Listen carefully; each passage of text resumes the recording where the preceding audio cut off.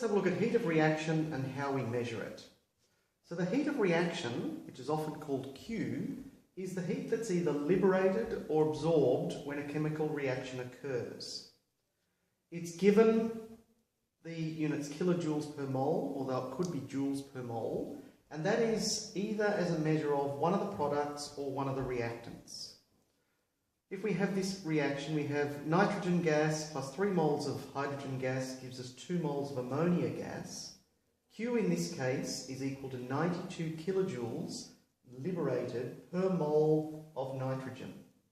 So we haven't set it as per mole of hydrogen or per mole of hydrogen used or per mole of ammonia formed. We put it in terms of per mole of nitrogen used as a reactant. Now, because it's liberated, we know that this is an exothermic reaction. So how would we go about measuring this heat of reaction, either the heat absorbed or the heat liberated?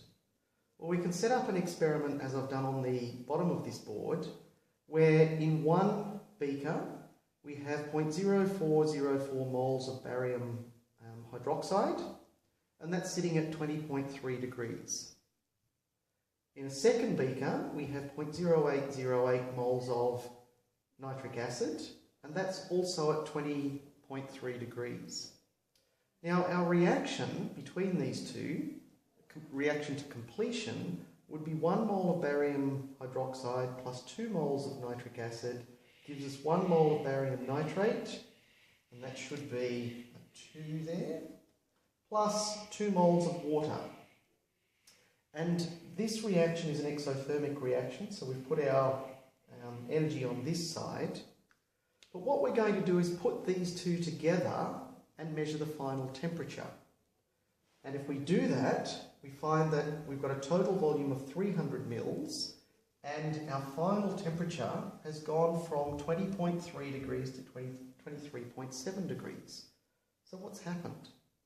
Well, our reaction between these two has created heat, and that's been liberated into the environment, in the water, and we can actually measure this temperature difference. And if we measure the temperature difference,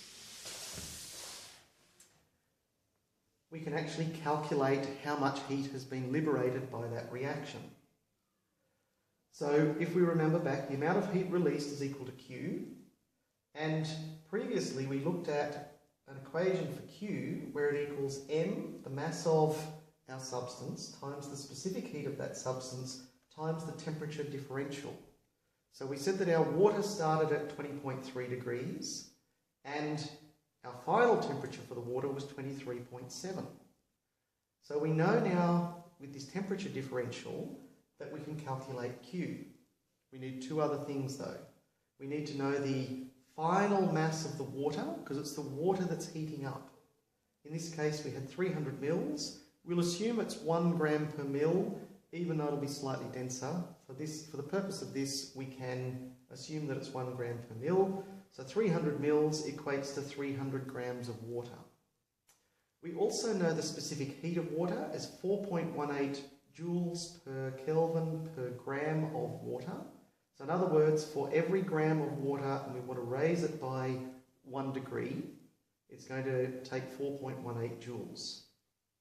So now it's just a simple matter of putting our numbers into this equation.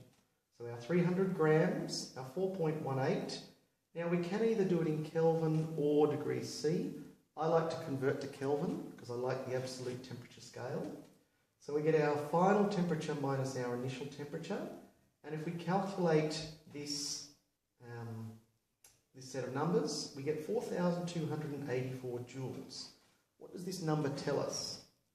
Well, it tells us that we get 4,284 joules for every mole, 4.0404 moles of barium hydroxide. So if we wanted to express this heat of reaction in terms of barium, we want to do it per mole of barium hydroxide. So we have a relationship here, the moles of barium hydroxide to the heat released. From our experiment, we used 0.0404 moles, and that gave us 4,284 joules. We want to know per mole of barium hydroxide, So our unknown is x here. And this is a simple trick that I use, is to cross multiply our ratios. So we get 0.0404x equals 1 times 4,284. And then we solve for x. And we find that x is equal to 1.06 by 10 to the 5 joules. Now we can say it's per mole of barium hydroxide, which converts to 106 kilojoules per mole of barium hydroxide that's reacted in this reaction. We also say that it's liberated, so it's given out because it's an exothermic reaction.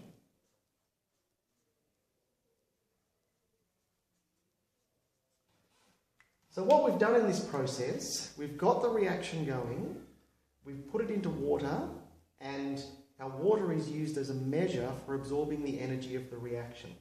And because it's easy to measure the temperature change in the water, it's easy to calculate how much energy the water has absorbed. And then if we work back from there, if that's the energy that the water has absorbed, that must also be the energy that's being liberated by the reaction. And our final step was to convert this as kilojoules per mole of one of our reactants, our barium hydroxide.